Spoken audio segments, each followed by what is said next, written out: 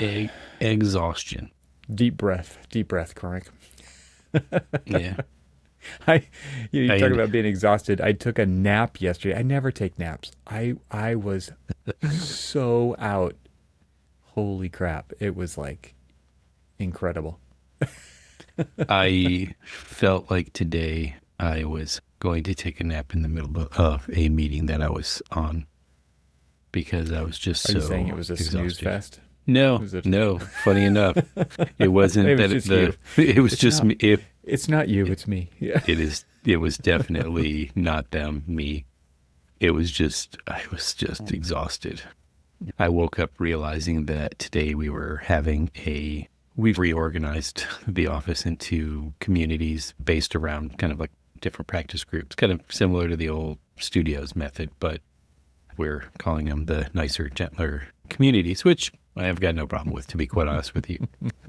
Where it may sound like, but we were giving a presentation today, and I completely forgot that a part of that was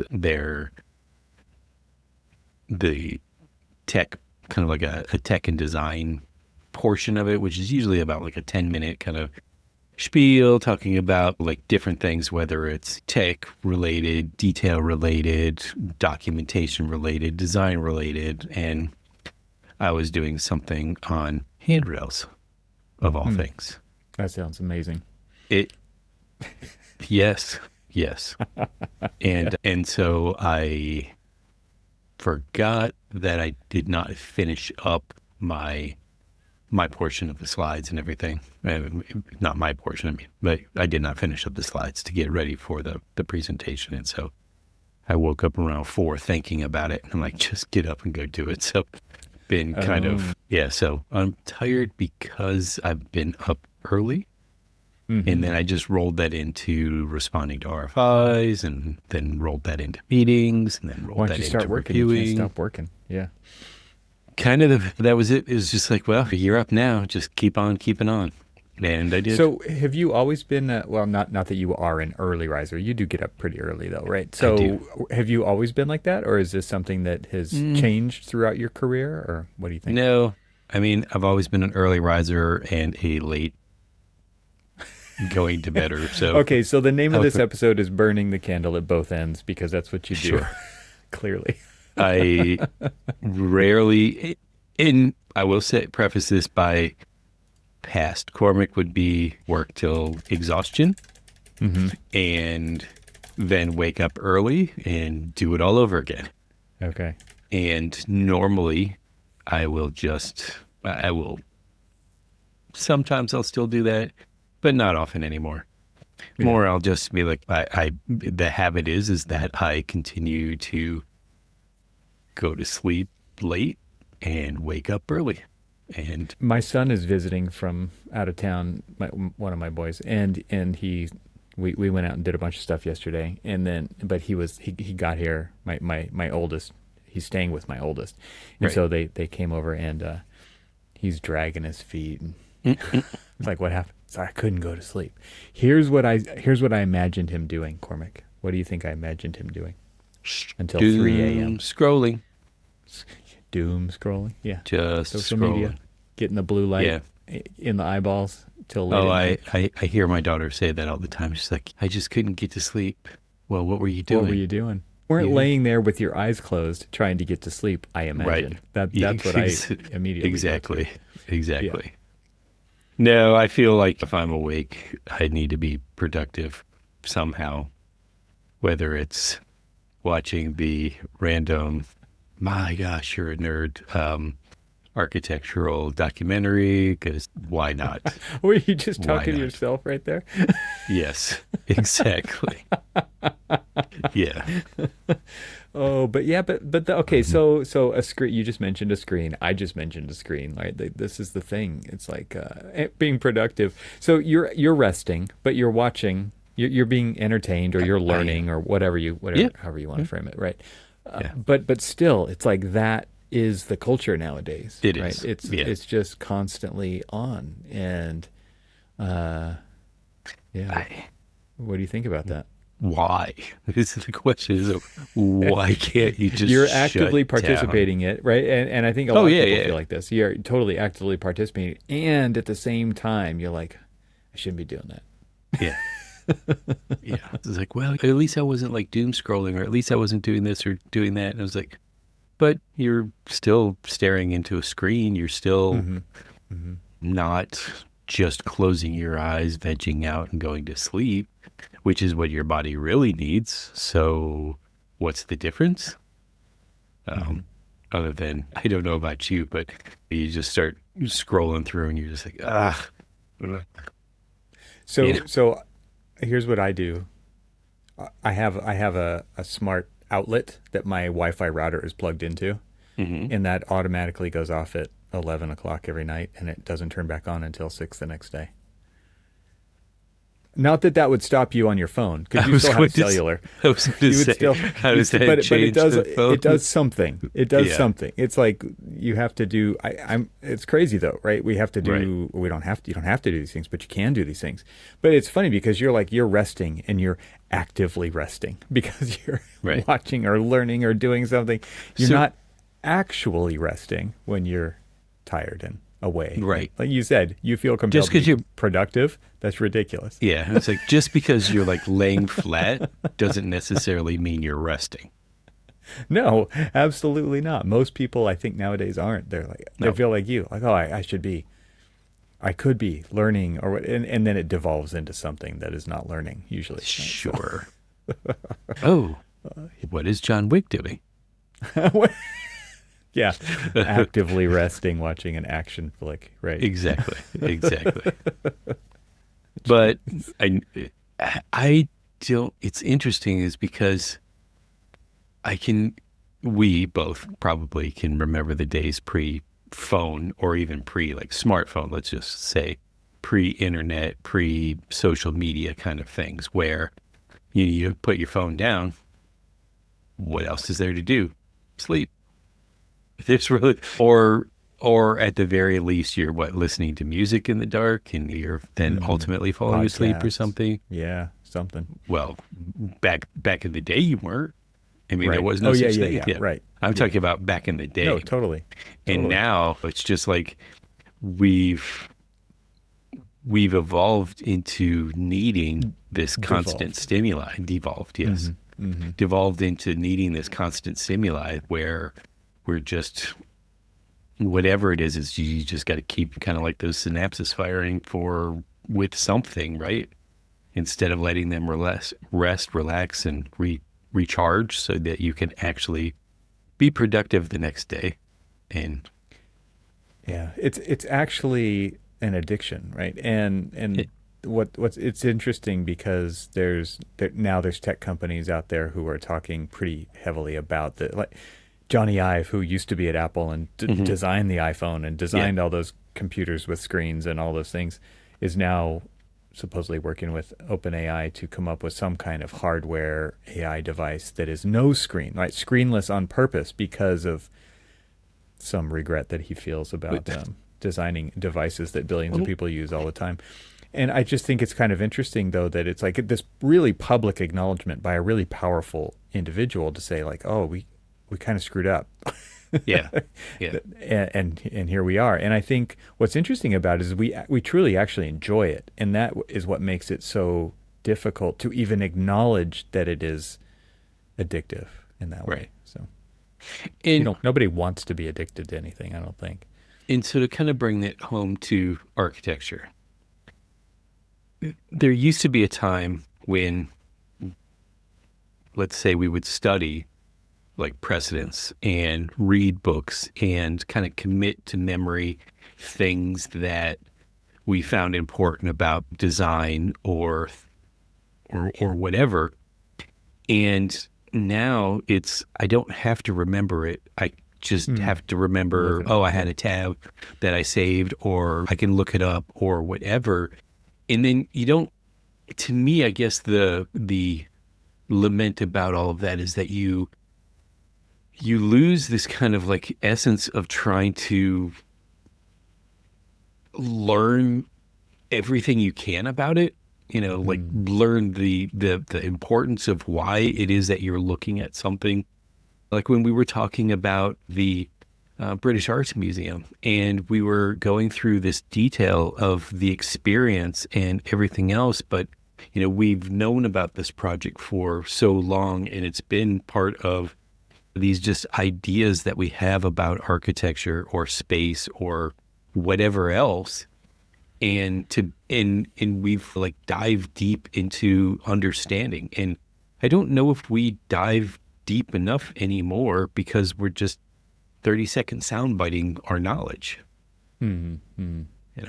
And well, there's so much more access too. So that plays a part in it, is just the availability of everything. That wasn't like before. I had to go to the 5th floor of the university library right. and go through the stacks and try to find the books, and then go to the library that was in the architecture building too, and try to find the books and then the slides and right. look at drawings and do all those things. And now it's literally on this thing that you have with you all the time, and yet it's like filtering through that noise is difficult too. But does more mean more? I mean, and what I mean by that is does more, you have more access to all different things, but are you doing the deep dive into understanding what it is that you're looking at, what it is that makes that particular thing special, or what could repulse you, whatever?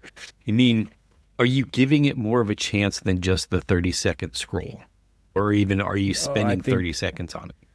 I think you nailed it. I think that you've actually, you're saying exactly the right thing, which is like this commitment to.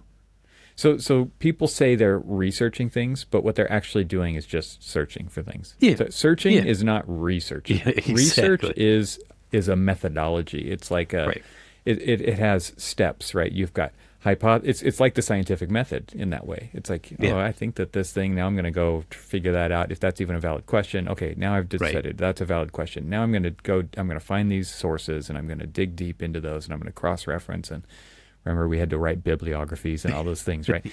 Yes. Citations. And you're right. Like now it's just like one thing leads to another. Okay, all of a sudden I'm shopping for shoes, right? I've said that before. And then you go back and you're, okay, I'm back on track now. And skimming, like you're literally skimming, and good enough. Ooh, that's cool. Oh, good enough. But it's not deep like you're talking about. You remember when you read the cliff notes of a book you were supposed to read in school, and then you basically got exposed when you took the test, the final exam, because the cliff notes by some chance didn't cover everything that the test or exam was going to cover. And it's sort of what we're doing now, is we're just looking for the cliff notes. Okay, well, why is the British Arts Museum a good building? And it's just like quick search. Oh, okay. It's because he uses light and he uses this and that. And it's just like, but how? Why? Are you asking the hows and the whys of what it is that you're looking at? Are you just looking for examples of like, I don't know. I'm starting to feel like I'm yelling at the clouds a little bit, but you are, which I am. But that's fine. That's what this episode's about, I guess. But the thing that's interesting to me about your point about going deeper is like, so we've talked about this for years on the podcast, right? Which is that the whole, like how you become an architect, and we've talked about the value of experience, right?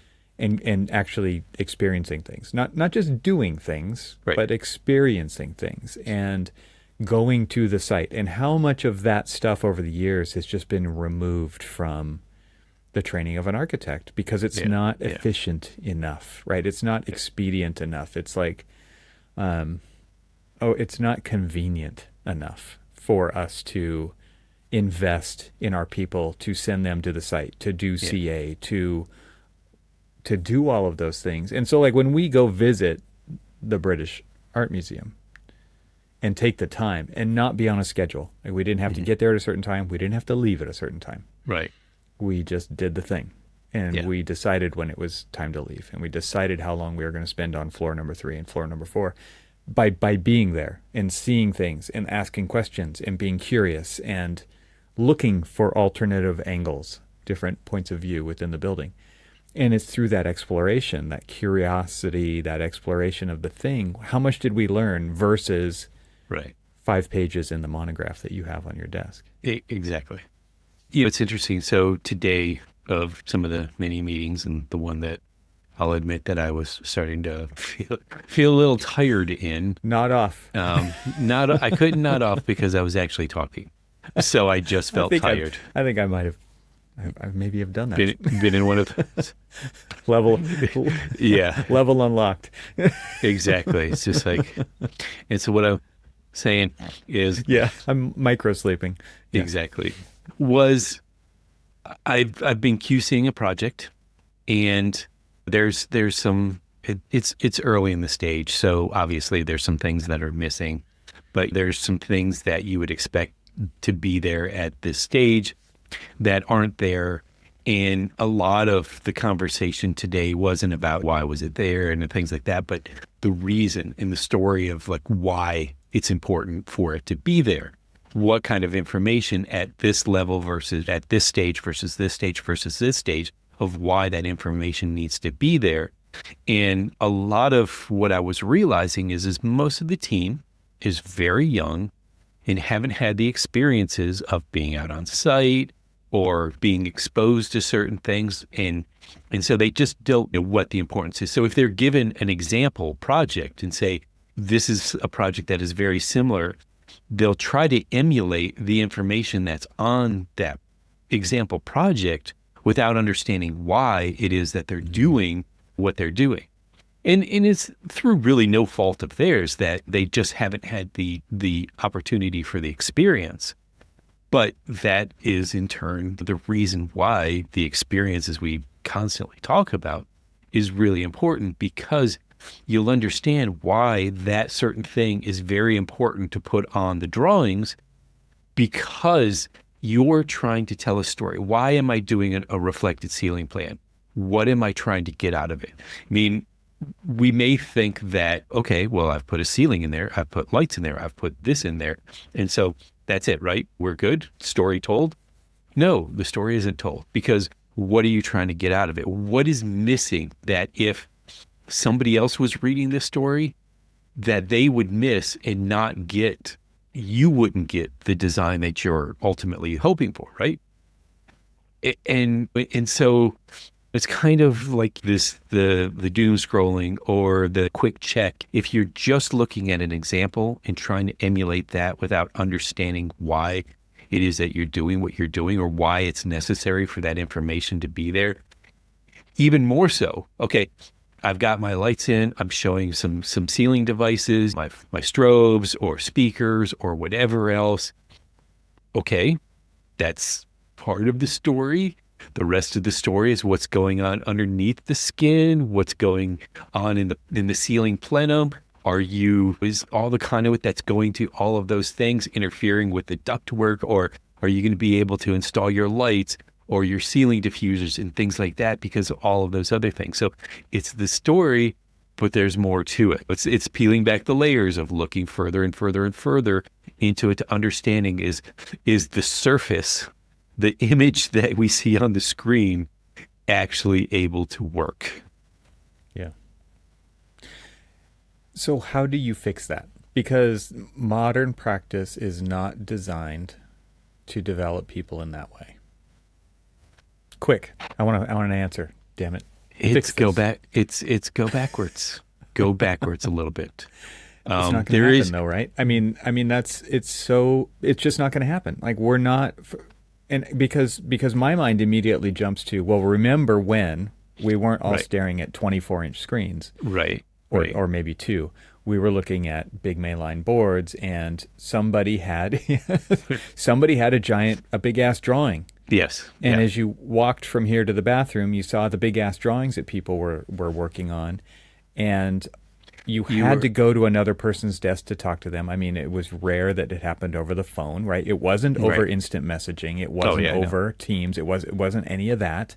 And so conversations, like it like, oh, I'm at Cormac's desk and he's working on elevations. Hey, oh, I see this. What is that?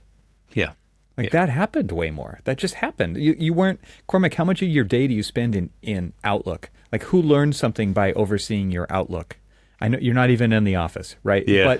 But they don't. Right. They just don't. It doesn't happen. It's so different. And we're not going back. And we're not going back, which, oh, that just hurts me in all sorts of different ways. The crazy thing is you have, this is not you, Cormac, but this is somebody in your position. God damn it, why don't the kids know how to do this? Right. How come I'm doing QC on this set and XYZ? How come? And to be quite honest with you, so I wish that those people, and don't get me wrong, like it took me a while to get to this stage. And I think, honestly, it took me going remote, mostly at the time of the starting of COVID, to start to realize that there's got to be a better way to utilize what we're doing, because we're not, as you said, we're not going backwards. We're not going to have that time. So the time is part of the project process. And so if you're going through and you're asking somebody to do toilet room plans, so then it's like, okay, well, what is the opportunity for me to ask them the questions to get them to understand the whys that they're doing what they're doing? Today was a perfect example. We were looking at the enlarged toilet room plans, and it was like, okay, I see the way that you have the toilets laid out, and they're back to back, but they're aligned. So do you have a back-to-back carrier? Do you Right. like, what is the plumbing? All of these other things. So you ask the questions and make sure that the internals, the stuff you don't see, actually works. When you put the drinking fountain in this location, you're putting it in a 6-inch wall. Well, does that 6-inch wall accommodate the compressor and the cooler and all of this other stuff, parts of the water fountain? And come to find out, we were talking a little bit more, that we're going to have to actually add a chase in there or do a bigger wall because of that. And all of those are fine, but these are the questions that I'm realizing, because of the process of moving so quickly into, okay, you've graduated. Okay, now you're at work, and here's our expectations. And we want to just crank out all of this stuff, where we don't stop and say, oh, how are they learning? Are they learning the right way? Are they learning at all? Are we giving them the opportunity to learn? Are we giving them the opportunity to fail and ask questions? And the answer is no in most of those cases. And so if we aren't going to do that, how are we going to be able to do that in this very fast pace? Hey, just to let you know, we don't have a lot of time. Like, if you thought that this particular project was going to take, I'm just going to throw out arbitrary numbers, 24 weeks. Well, guess what? We only have 18 weeks. And you're just like, well, you still have 24 weeks worth of work. Now you have to put 24 weeks worth of work into 18 weeks. Oh, and by the way, we're going to staff you with a bunch of recent graduates and things like that because of their billable rates and things like that. Okay, fine. Now I've got to do a lot of training in that 18 weeks. And so now I've got, not only do I have you got screwed. You okay, fine. Oh my gosh. Well, but I mean, it's just like, well, what other choice do you have but to do that? And so then the question is, okay, how do we work our way around this, that it's not only productive to like actually get the project done, but get the project done correctly, and the people who are new to the profession or new to the firm or have never worked on this building type before can actually learn something about it and learn from it. And then there's like the digital practice person inside who used to be inside me, who's like thinking of a BIM manager who's going to have to like deal with the model made by somebody who doesn't know what the hell they're doing. Right. Yeah. Why does it take 20 minutes to open and sync and close? It's because the model's broken. 20 minutes. How'd that happen? Wow, that's nobody awesome. knew. 20 minutes would be great. Yeah, I saw some report recently that decent sized firms, I don't know what that means, big firms, it takes 9,000 hours a year just opening, syncing, and saving. That's how much time is being spent on that. 9,000. That feels like. What could you do with 9,000 hours a year? Well, we've timed. That's That's three. That's You're more than three full-time employees for you're a year. you're gonna love this. So my Saudi project has two models. Two models are massive because we had 8 buildings. Heinz, I was gonna Heinz, say, I can't believe you only have two models. hindsight. I'm gonna tell everybody right now. We Hindsight. would do it differently. We would do it completely differently. And am I the one probably to blame because of the fact that all of these buildings were interconnected by 2 layers of basement, and that was their So you foundations? advocated for this. Well, the problem is, it's just like, okay, think about this. You didn't know what you didn't know, Cormac. We didn't know what we didn't know. We had 8 buildings that the basement and sub-basement were their foundations, interconnected between all of them. So it's kind of like the redwoods, right? Or sequoias that are connected together. The roots. Yeah. The roots are all connected together, and so they grow up. And so how would you model like 8 separate sequoias? Would you model them as 8 separate sequoias and then try to figure out where the match line is for their root system? Well, Yes. that was The answer is yes. yeah. Well. You would learn shared coordinates. That's how. Yes. Okay. Yes. Well, there you go. But anyway, I'm not going to start to go through my justifications because at the end of the day, they were all wrong. It's not that. Yeah. They were all wrong. So what time? What's your time? 52 minutes to open up one of our models. 52 minutes. Now, we've cleaned it up a lot. It's brought it down. Now we're in kind of like the upper 30s, low 40s, depending on like your internet speed at the time. But wow, I mean, and think about this. So say, for instance, I have to get into both models. I'm obviously going to open up one first and start working on whatever it is that I need to do information wise while the other one's opening. And I know we've sort of like diverged here, but I mean, it's one of these kind of things. It's like, what do you do when like half your day is spent in just waiting for other things to happen? This is why you don't close Revit at night. I don't. That's why you don't. Yeah, I don't. You just leave it open. Now, what could go wrong with that? I don't know. Yeah. Hey, Anyway, the last thing that I do is sync. First thing that I do is sync, and hope that it all works out.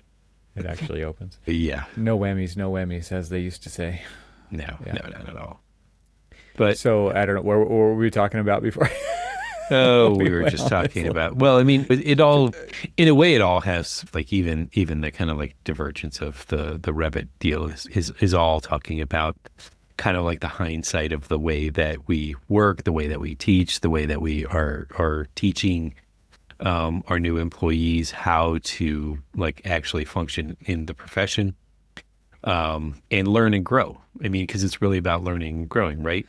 I mean, hindsight, somebody should have said to me, say a bid manager or something, hey, by the way, this is probably a bad idea because of. I think I made I weirdly made a pretty good argument about the whole sequoia analogy that people are like, all right, well, let's do it that way. I wish somebody was, Yeah. 3 years ago, I wish somebody slapped me in the face. 4 years ago. So the thing to me that this just really points back to is how reactive this profession is and has always been. Right. It's like, what is the workaround for this current situation?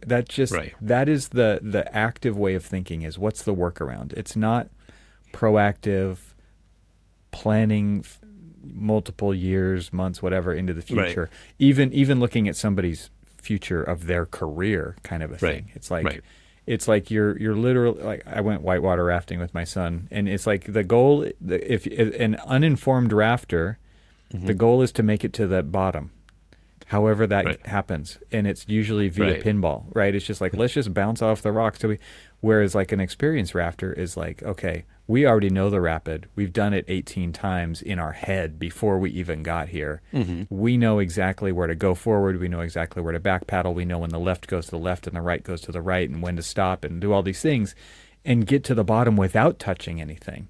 And I don't feel like we do that in architecture. So that's a great analogy, to be quite honest with you, because you've got the experience rafter The who guide. has sort of understood how to guide you through and all of that other stuff, and then you've got basically the seat of the pants. Let's just make it to the bottom kind of one. How do they work together so that not only do the people who are kind of like in a way, I think that there's a level of kind of excitement and um I'm blanking on a good word, but basically this like naivete of like the people who are just trying to make it to the bottom. So like if you think about it in the architecture project, it's just like I'm just here for the ride to just see what I can do and see and learn and all these other things. That's how we're And bred. then, That's totally and how we're bred. And yeah, it's like, we're up for the challenge. Oh, right. new challenge? Hell yeah. I'm up for that. Exactly. Let's see But what. then you've got that then you've got that guide, that sage, that person who's trying to just like Mhm. guide everybody through and kind of understand, look, I've been through this before. I've been through these rapids before. Let's figure out how to get you to the bottom safely, but then let's figure out how to like also enjoy this, but also learn a little bit too along the journey. And I don't know if I think in a way sometimes the experienced guy says, let's just make it to the bottom as fast as we can. Mhm. Mhm. In architecture, that is. And Um, that's where technical debt becomes accrued, right? It's yeah, like that's where you get 52-minute model opening times right. because Yeah, you didn't know what you didn't know, and now didn't, you're paying the price. You pay the right. price every single day. Ugh, Yeah. ugh, yes, I do. Or never never close the bottle down. So, But like, is there a way out of this issue? Because this is industry wide. it is. It is. I I kind mean, of wish you I sent knew. me a link to that AIA report the other day, right? Which was Yeah, like our schools training students to become useful. I don't remember the right, exact terminology, but it was like, are they prepared to enter the workforce? right. And there's always been this tension between the workforce and It- universities, right? yeah, and honestly, we've asked this question on occasion: is what is the role of academia in architecture? If you compare it to other professional programs, doctor, lawyer, dentist, whatever, every one of them are preparing them for a role where they're able to perform their job at graduation, that they're able to start the process of sitting for their boards or whatever it is to become a practitioner, to be able to save lives, to be able to practice law. Whereas we sort of have made this pact with ourselves that when upon graduation, an architect is not an architect. It is an explorer, an adventurer, somebody who's creatively curious, but can't really practice architecture in the way that our license depends on, right? Like you would never expect anybody fresh out of school to be able to sign and seal a document and understand the ramifications of that responsibility. And so then you have to ask the questions like, is that what architecture school is really supposed to be doing? When we say we want them to be more prepared for practice, well, what does that really mean? You've heard me say this. Are we preparing them to be architects or practitioners? And there's some people will get offended by it and say, oh, well, it should be both. It's not. It isn't. I agree it should be, but it's not. We've But could it be? chosen I one don't even thing. know that it. I mean, should and could are two different. That's a completely yeah, I totally Because design is not a. I mean, there's tame problems and there's wicked right. problems, and design is on the wicked side of things, which is like Right. there is Right. no one way to do it, and like it's such a difficult conversation to have, right? I know. You know what it's like, so it's a Right. little easier Right. with you. But there's definitely people who are like, well, what the hell does that mean? To me, this is one of those things where there are so many things that we could do the same way over and over and over again, Right. Right. and there are many things that we cannot. Yeah. And it's every project is a special unicorn. It kind of is on some level, every project is a little bit different, but like to your point, like we do have these blinders on that like every project starts from. I have to generalize. That's all we can do in this. There's just too many variables here. But it's one of those things where it's like, school trains people to go work in firms and do things the way that we've always done it. They totally do. They're not training entrepreneurs to rethink the profession of architecture. But are they even teaching them to? Okay, because the reason I say it like that, the way I say it like that, is because we aren't going to go back and do it the way we've always done it. It's never going to happen. Right. To go back and revisit how we started this conversation, right? Which is people don't know the things that they don't know, and they're not going to learn them in school. Right. And they're definitely not getting the opportunities to learn them in a firm because it's not convenient.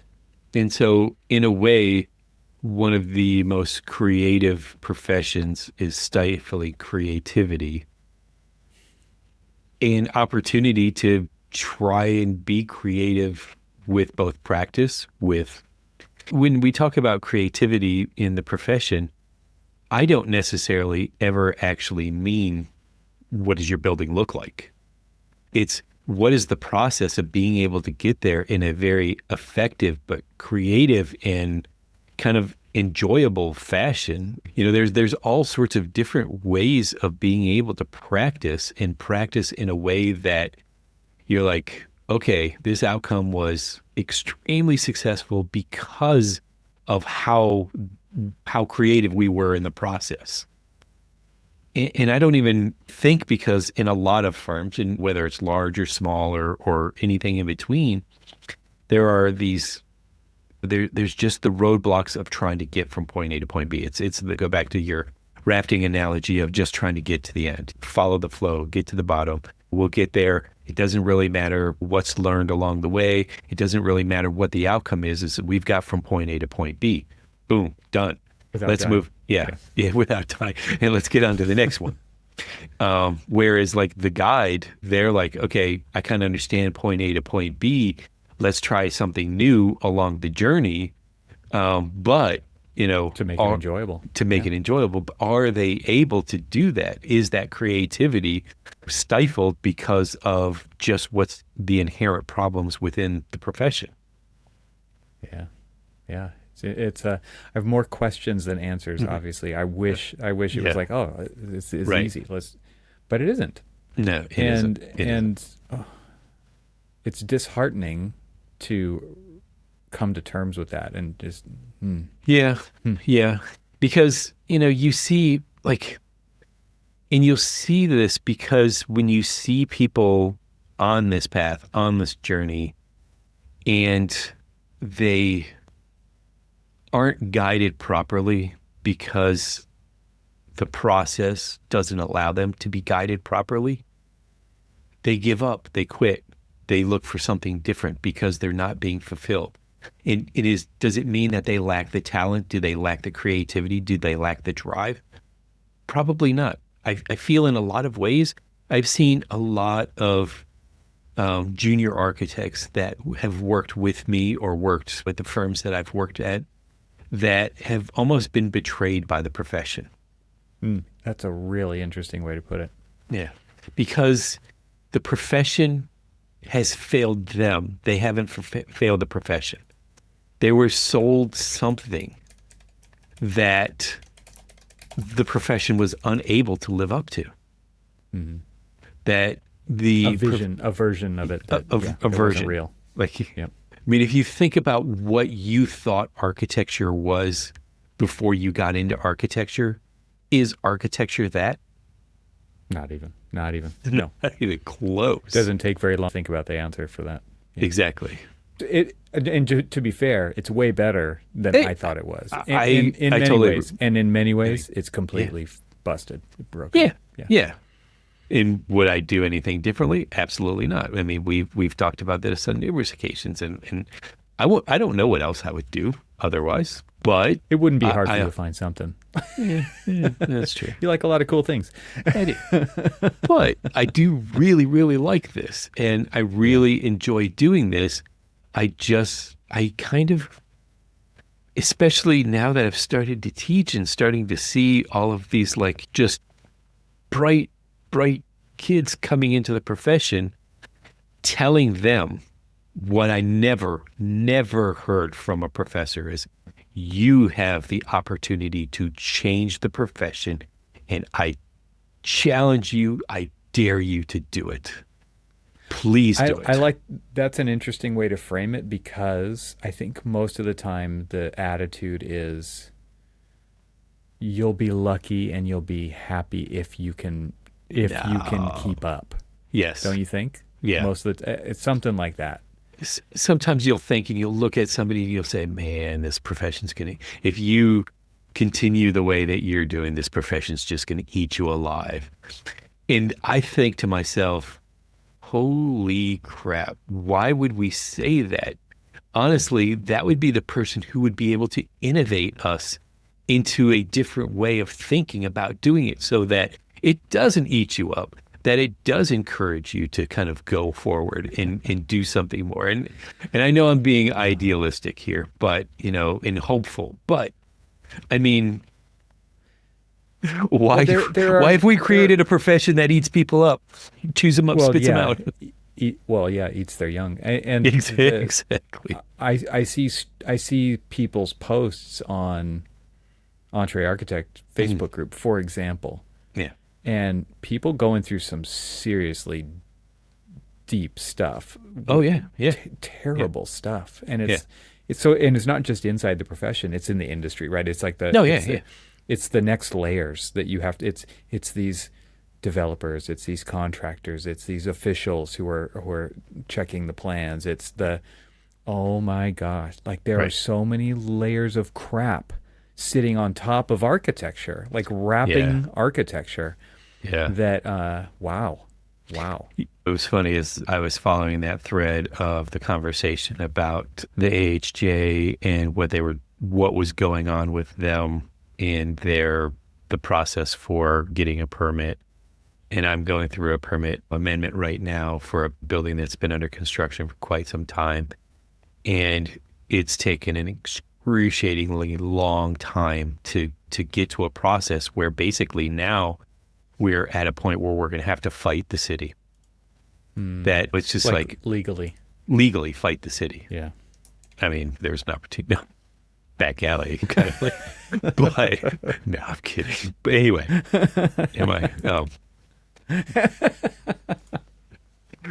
But you're right. I mean, there's just so many layers upon layers upon layers upon layers of things. And I think that's another way of thinking about the creativity within architecture, the profession. How do you deal with things like that? How are you able to stay sane when you have to battle things like that? Battling contractors or, and I say battle in a way of just like trying to get things accomplished in an efficient manner where both parties come out of this unscathed, or at least just not like absolutely hating each other and all of this other stuff. And or just maybe you got paid enough to make it worth it, which is rare. Right. if and it's never. just like the trying to juggle all of the other things. And I still, and you've heard me say this and I've said it on the podcast before, one of the interns that when she had graduated with her undergraduate degree, and she came in and she was working with us, and I was taking her out to the job site and we were walking around. She sat through some OAC meetings with me and everything else, and one time we were leaving and she had said, I did not realize there was so much administration work in architecture. And I think in our creative minds, in our creative experiences and things like that, we're taught how to all naturally become like being able to navigate through all of the administrative portions of all of this stuff. And we're talking about the AHJs, we're talking about interactions with clients and contractors and user groups and all of these other things. And that's the administrative part of it. But I mean, you still have to come to it with a very creative approach.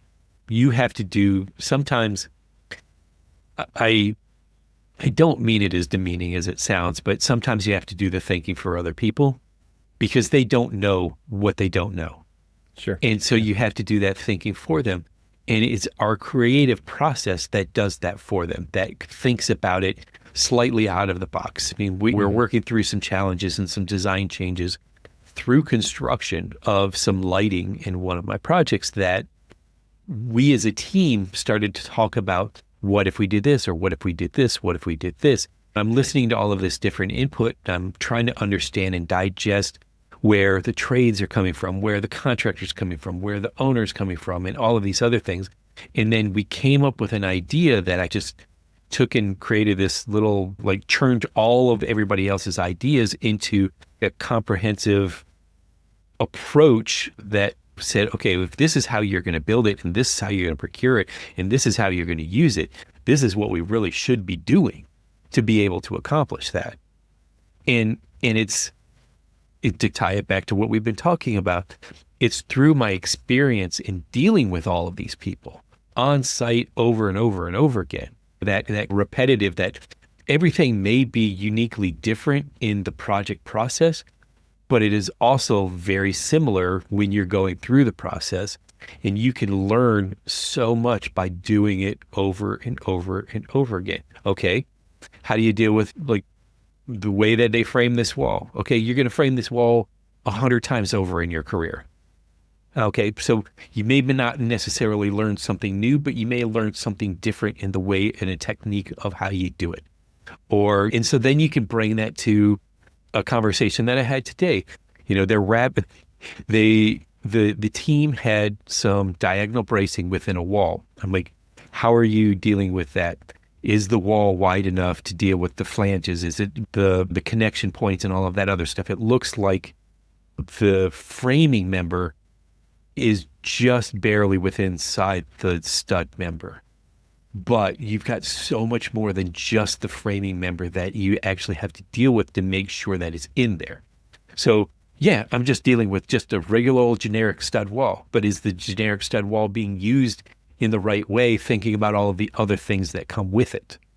You know? And so these are the things that kind of come up with the creativity of the craft of making sure things are coming out the way that you want them to. I was like, I'm pretty sure you don't want your base plate sticking out of the bottom of this wall, because then what do? Like, the first thing that somebody's going to say is, what the hell?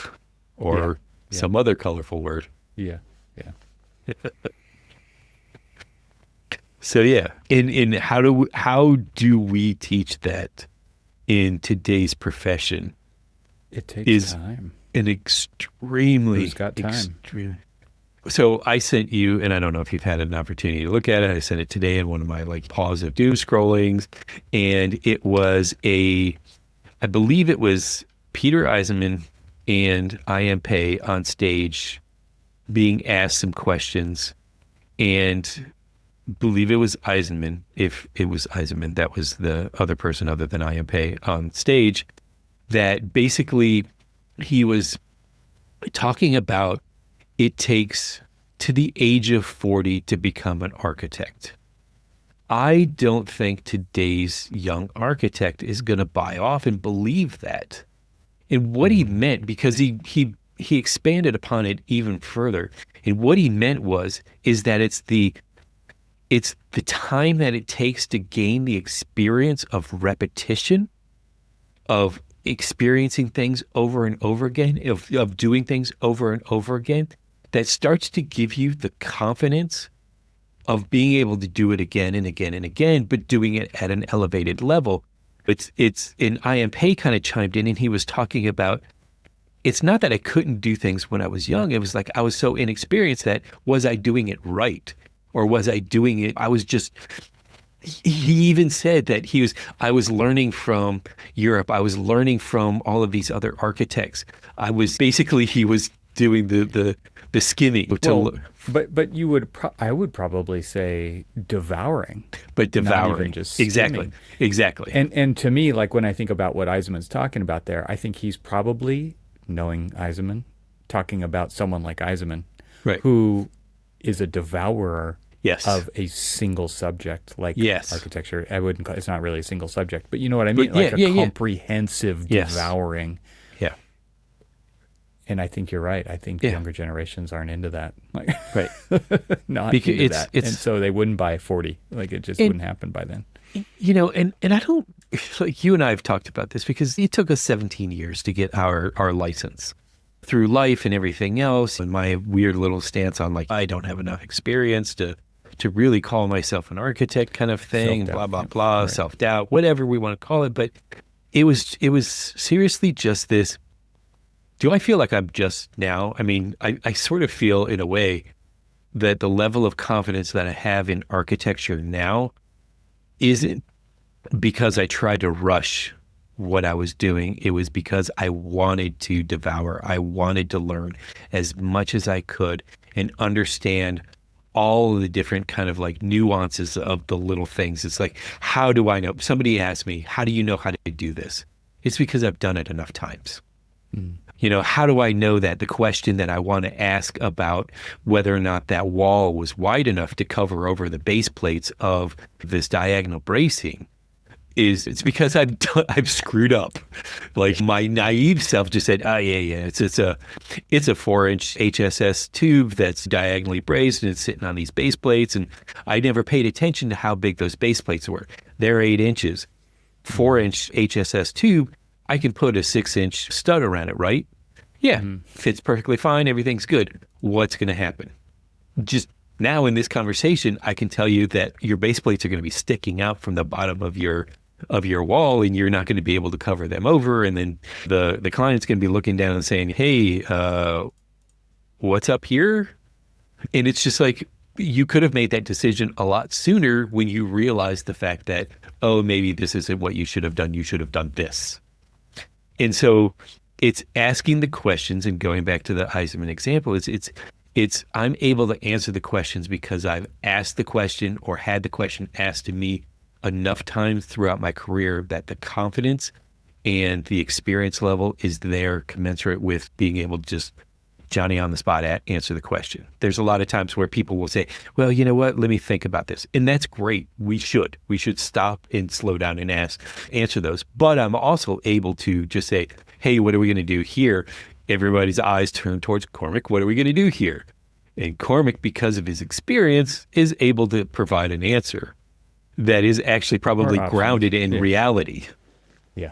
No. So this isn't what's keeping you up at night, but it sort of is sometimes. It should be. No. It should be keeping more people up at night. Yeah. Than it is, I think. Yeah. Yep. Yeah. Brought it back. Did you see that? You did. You did. So More instead of doom answers, more questions. Yeah. So instead of doom scrolling, just do some doom worrying. Will the profession be around? Yeah. Leave you with a final question, something to ponder Boom, boom. as you're trying to fall asleep tonight. Exactly. Oh, more questions than answers. Yes. Exactly.